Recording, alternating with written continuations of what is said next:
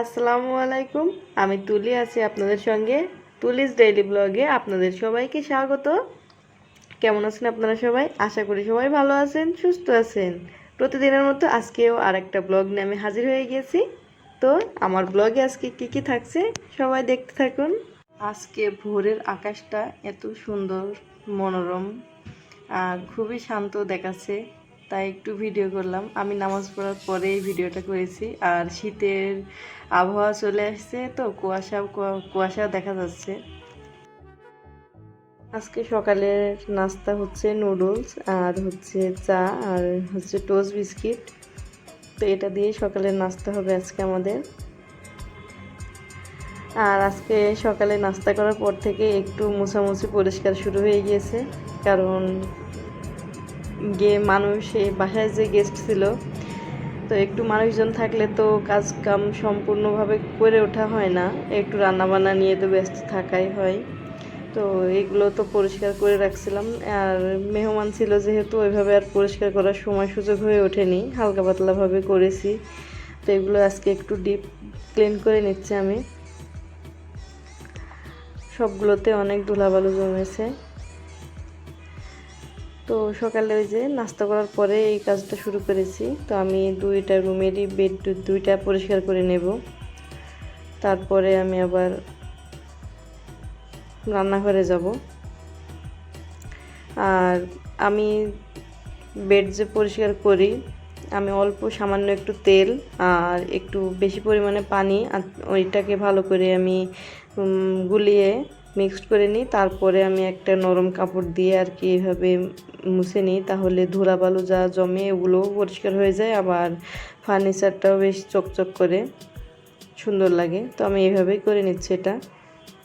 আর করার পরে যে অনেকটা পরিষ্কার, একেবারে স্বচ্ছ পরিষ্কার আর চকচকে করে দেখাচ্ছে। আর এখানে আমার স্প্রে আছে, স্প্রে দিয়ে মনে হচ্ছিল যে একটু যে একটা গ্লেজ থাকে ফার্নিচারের, ওটা চলে যাচ্ছিল, তো ভালো লাগছিল না আমার। তো এইভাবেই করে আমি এখানেও সব কিছু আমি পরিষ্কার করে নিচ্ছি।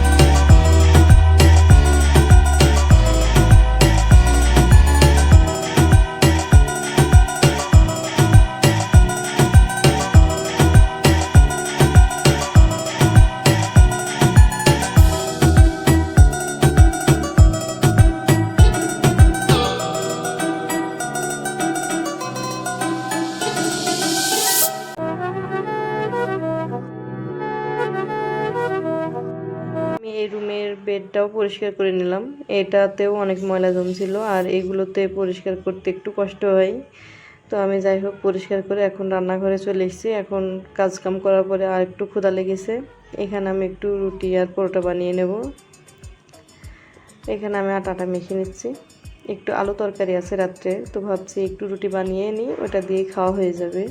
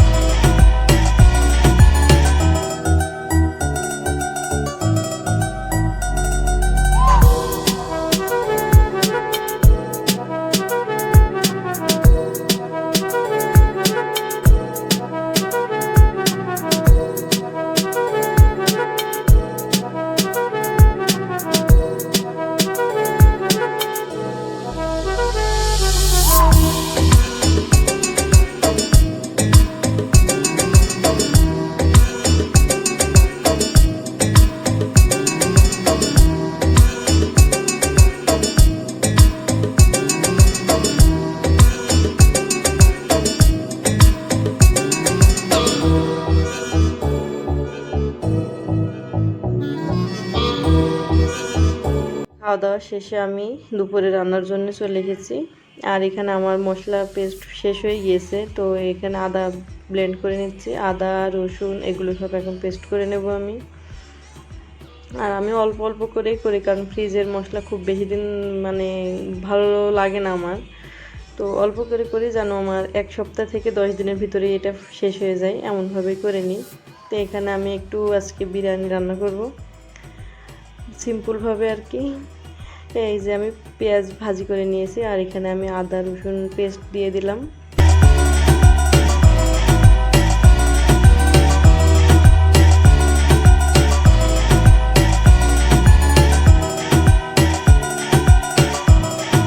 আর এখন গুঁড়া মশলা দিয়ে দিচ্ছি, জিরা গুঁড়া, ধনিয়া গুঁড়া আর সামান্য শুকনো মরিচ গুঁড়া।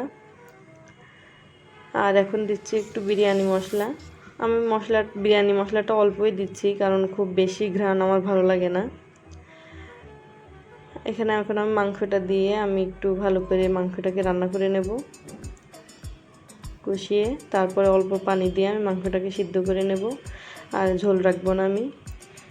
আর এখানে আমাদের বাসায় আমরা 3 জন আছি, তো খাবার জন্য আমাদের যতটুকু চাল লাগে ততটুকু চালই নিয়ে নিচ্ছি। এখানে আমি 2.5 পট চাল নিয়ে নিচ্ছি। আমি আছি, রিয়ান আছে, আর আমার ননদের মেয়ে আছে। এই আমাদের 3 জনের ফ্যামিলি এখন। রিয়ানের বাবা তো সকালে অফিসে চলে যায়, দুপুরে তো খায় না, আর দুপুরে আমরা আমাদের মতো করেই খাই। তো আমি এখন পেঁয়াজ একটু বেরেস্তা করে নেব, তারপরে আমি আর কি বিরিয়ানিটা বসাবো, পোলাওটা বসিয়ে দেব।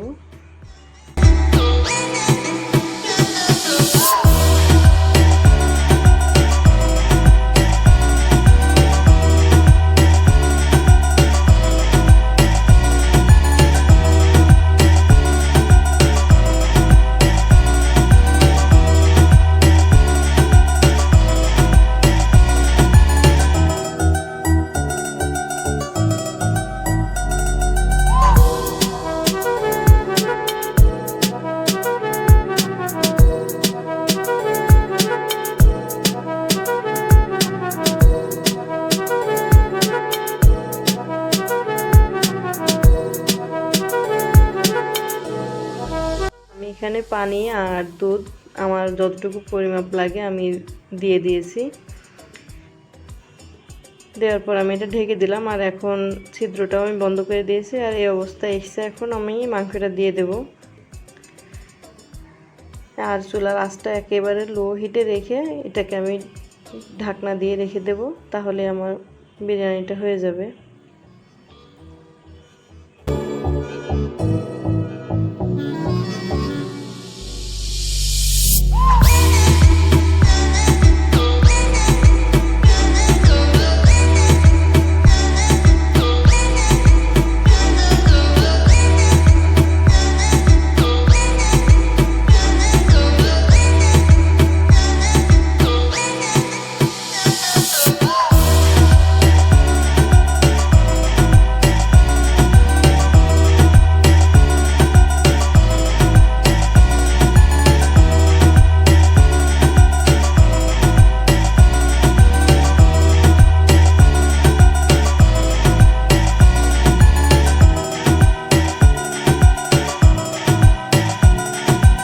আর এই যে বিরিয়ানিটাও সুন্দর ফ্লেভারও এসছে, আবার হচ্ছে ঝরঝরা হয়েছে। আর এই যে বাসায় নতুন মেহমান এসছে, বিরিয়ানি রান্না করেছি এই উপলক্ষে।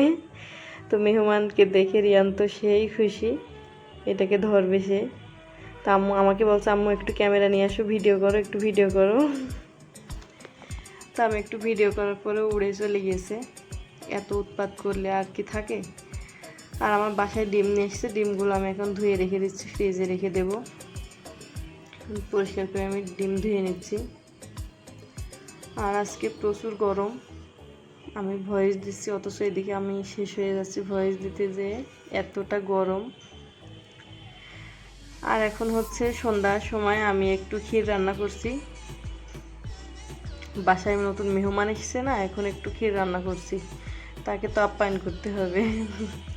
এখানে আমি পোলাও চাল আর হচ্ছে আলো চাল একসঙ্গে দিয়েছি। তো এটা সিদ্ধ হয়ে গিয়েছে। এখন আমি দেব হচ্ছে গুড়, আর আমি ক্ষীরের ভিতরে একটু নারকেলও দিয়েছি। নারকেল দেওয়ার পরে আমি ভালো করে এটাকে রান্না করে নিয়েছি। আর এখন দেব হচ্ছে গুড়। আমার চালগুলো সুন্দর সিদ্ধ হয়ে এসছে। তো গুড়টা একটু আমি পানি দিয়ে গলিয়ে সুন্দর করে জাল করে নেব, তারপরে এটাকে আমি দেব। এটা হচ্ছে খেজুরের গুড়।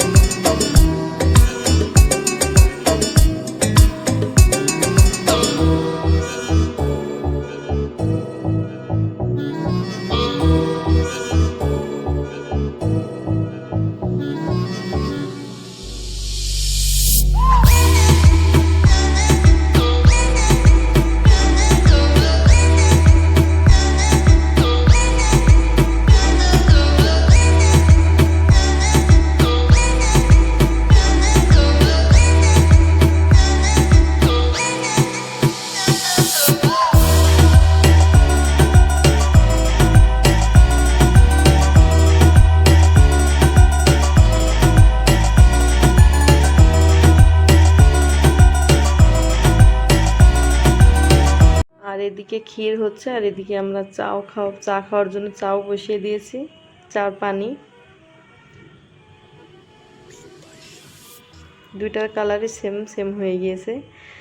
আর আমাদের এই যে ইয়ামি ইয়ামি ক্ষীর হয়ে গিয়েছে। এখন শুধু খেয়ে থির হয়ে বসে থাকার পালা। কালারটাও খেজুরের গুড় দেওয়ার কারণে কালারটা অনেক সুন্দর এসছে।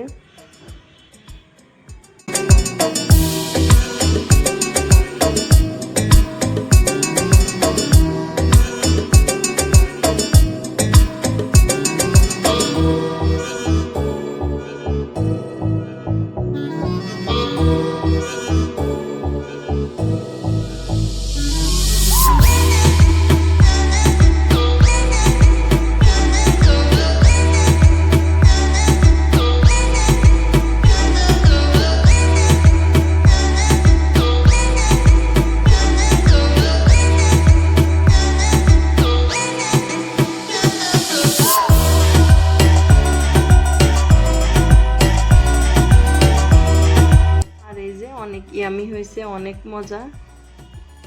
তো এটাই ছিল আমার আজকের ব্লগ।